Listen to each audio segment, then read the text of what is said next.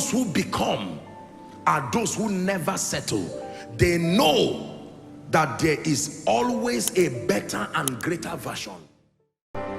Is understanding the value, the worth, and the significance of a person.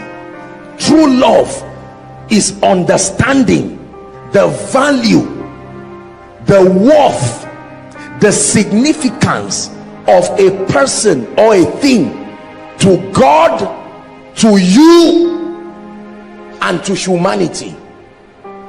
True love is understanding the value, the worth, the importance, the significance of a person to God, number one, to your life, number two, and to society, number three. The second definition of love is understanding value. Now watch this. Come. Are you ready to marry this woman and take her as your lovely wedded wife? You said yes. They asked her, what of you? Yes, two of you. And then just because she was not able to give you a child, listen carefully, first month of marriage, no child, second month of marriage, no child, or whatever it is, all of a sudden you begin to make derogatory statements. Two men cannot live in the same house. So what you are saying is, I do not see your worth, I do not see your value, I do not see your significance to God, to me, and to society. True love is understanding the value of things.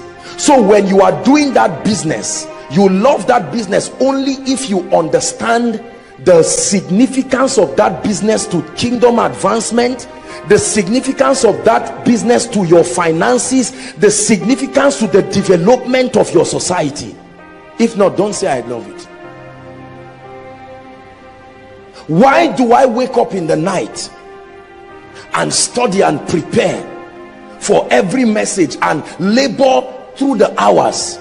Is because I love God, is because I love you. I understand what this information will do to your life, will do to the kingdom, will do to your children and your children's children. Never say you love any lady whose significance to your life you have not perceived. Let me tell you this, look at me everybody. If you have any measure of success before a lady or a man enters your life, be careful, because the more successful you are, chances are that you will hardly see the significance of a man or a woman in your life. There are successful women who are collecting 300,000 as single ladies, 400,000 as single ladies. They are traveling to embassies, they have snapped with presidents. There is every likelihood that they will be bad wives. You know why? Because based on their experiences, almost everything a man should represent has been represented in their success. So when they say they want to marry a man, they find out that when the man comes and says, my food, say your what? Are you crazy? I stay in a hotel with 13 towels and servants come and give me this, and you are saying I should pound yam for you? You are reducing me, they say, to a village girl. The best recommendation for such a beautiful sister is remain single and support the kingdom. Yes, you will be more useful to God. It's true. That's why Paul didn't marry. If Paul married, only God knows the version of pain that the church would have received. The wife would have seen her husband less than 10 times in his entire lifetime. Understanding value. I watch relationships and I see how the ladies devalue the men because maybe they didn't read certain things, or they have not become certain things yet, and you see the communication of devaluation to the men. That's not love. Love is that I perceive your significance in my life. Why do I love God? Or do I really love God? Yes, I have seen the value of God in my life. For without me ye can do nothing.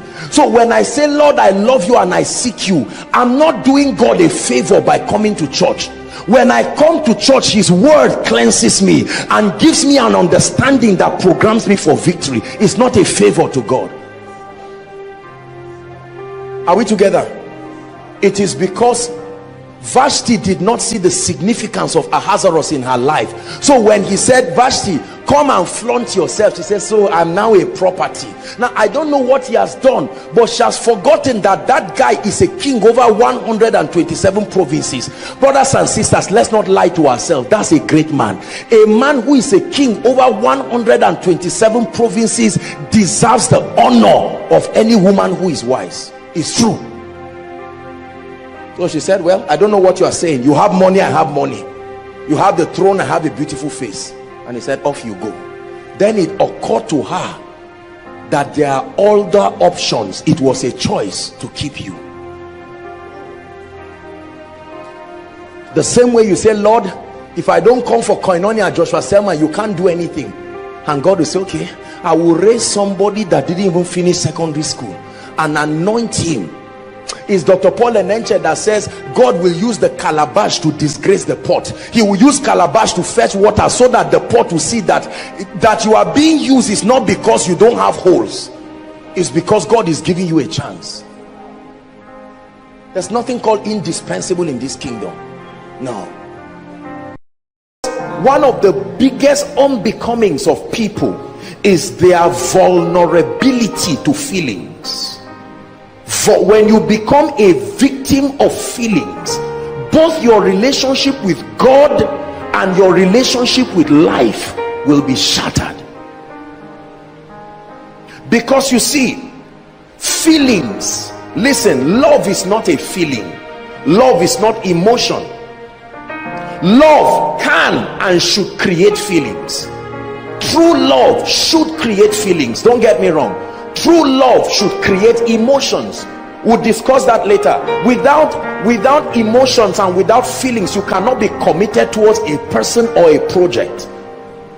I preach and we run this ministry and do what God is doing because much more than an instruction from God, I'm emotionally connected to what I'm doing, and therein lies my passion for the work I'm doing. Without feeling, without emotion, there is no basis for being passionate. But love is not feeling.